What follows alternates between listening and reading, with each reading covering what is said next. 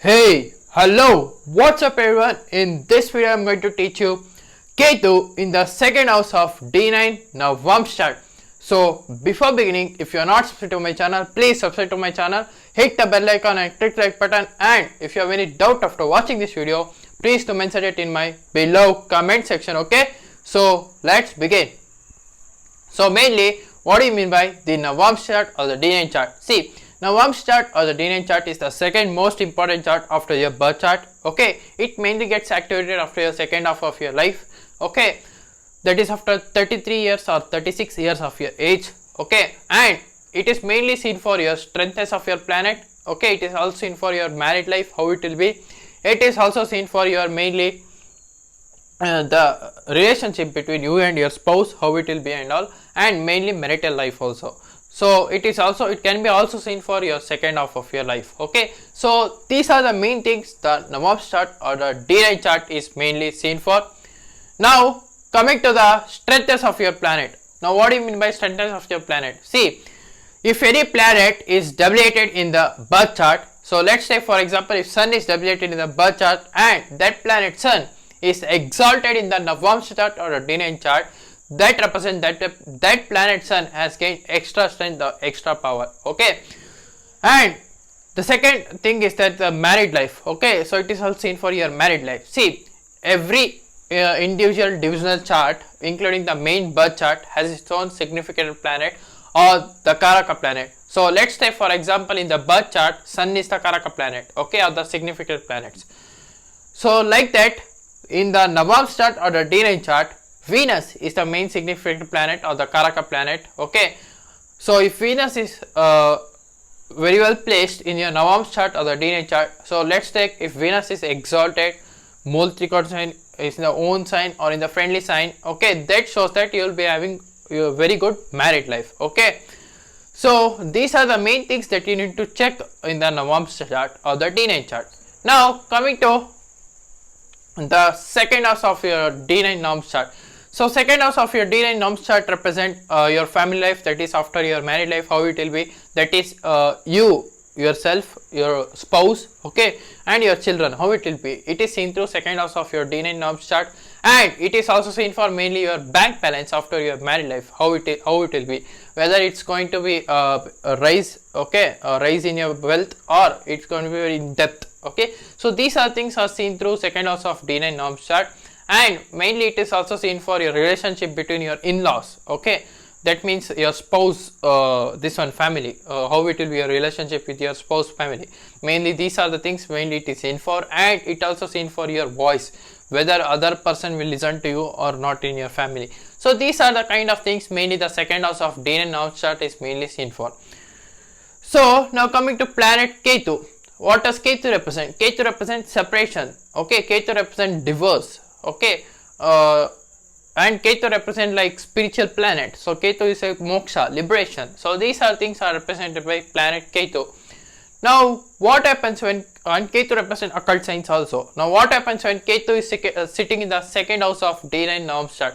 Now when Ketu is sitting in the second house of D9 Navamsa chart, that represent after the married life. Okay, after the person's married life, when person starts earning before married life. Okay, when person is starting earning before married life, when he or she gets married after married life, the Ketu gets activated. Okay, because Ketu will be sitting in the second half of your D9 house chart, that gets activated after the married life. That shows that the person will be having some kind of worry, okay, towards the person wealth. Okay, like a person will be earning lot of wealth, okay, huge amount of wealth, but still the person will be worrying lot much, like I am not having this kind of wealth, I am not having this much of money, so I am not satisfied with the money what I am getting. So these are things the person will be actually worrying, and person will be having lot of fear, because Ketu represent fear. So person will be having lot of fear in terms of getting wealth also. Okay, so these are the main things that I have noticed, and it also shows that through hard work the person gets a lot of amount, okay, lot of wealth. Okay, and it also shows that there will be some misunderstanding between you, relationship between you and your in-laws. Okay, that is your spouse family, because Ketu represents misunderstanding. Ketu is a planet which represents separation, okay, which makes separation through misunderstanding and all. So these are things mainly Ketu sitting in the second house of D9 Navamsa chart represents. Okay, and it also represents after your second half of your life, you may start having interest towards occult science. Okay, because Ketu aspects the 8th house through its 7th aspect, that represents occult science, hidden things and all. Through that you may start earning also. So these are things Ketu in the second house of D9 Navamsa chart represent. Now what happens when Ketu is conjuncted with different planets like benefic planets and malefic planets?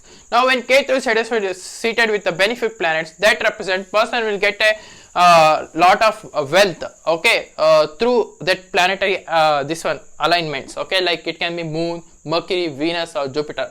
Now coming to when Ketu is conjunct benefic planets like Moon, that represent person will get happiness only through spiritual things, okay, only through occult science, because Ketu is the Karaka planet for spiritual planet, okay, which represents spiritual things and all, and it also represents occult science also. Whereas Moon represent your mind, your happiness, okay, your mother. So through occult science or through spiritual things only the person may get happiness, okay. His person mind will be very stable, his or her mind, and person mother may become very spiritual also. So these are the kind of things that I have noticed mainly.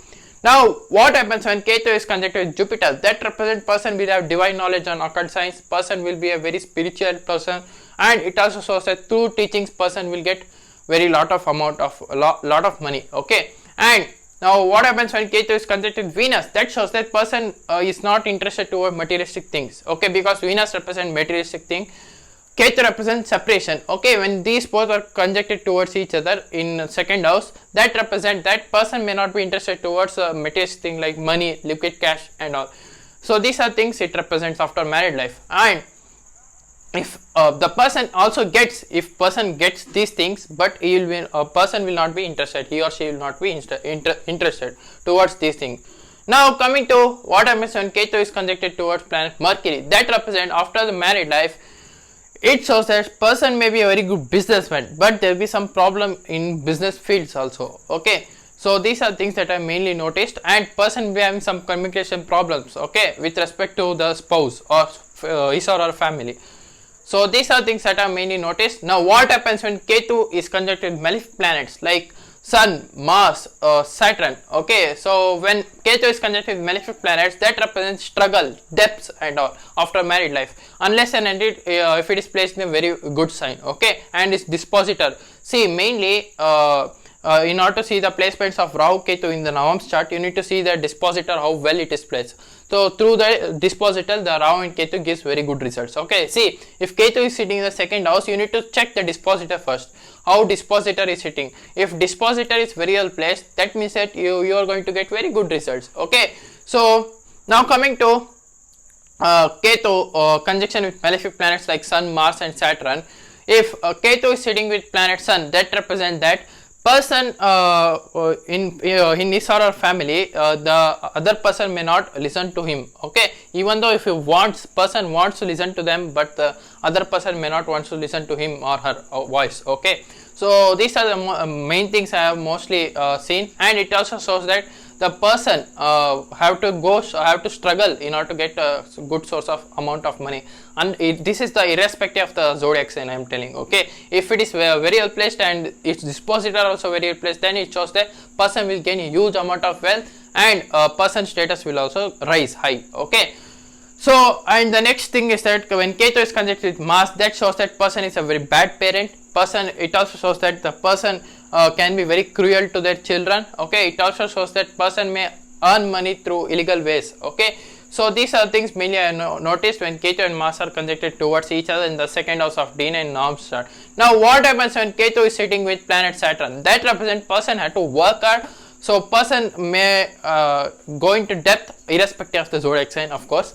Person may have to go into depth. So if Saturn is in the Capricorn zodiac sign, or in the Aquarius zodiac sign, or in the Libra zodiac sign, that represent that Saturn is very well placed, and you need to check their dispositor, okay. Like if Saturn is exalted with Ketu sitting in the second house, you need to check the condition of Venus. So if Venus is also very well placed, person may reach in a height, okay, in his profession life, in his or her profession life, and person will also get very huge amount of money. So these are the things mainly I have noticed what happens when Ketu is sitting in the second house of D9 Navamsa chart and with different planets. So this is it for today, guys. If you are new to my channel, please subscribe below, or else I will see you in the next video. That is a career series in Vedic astrology. Okay. So until and unless, thank you, bye bye, love you, take care.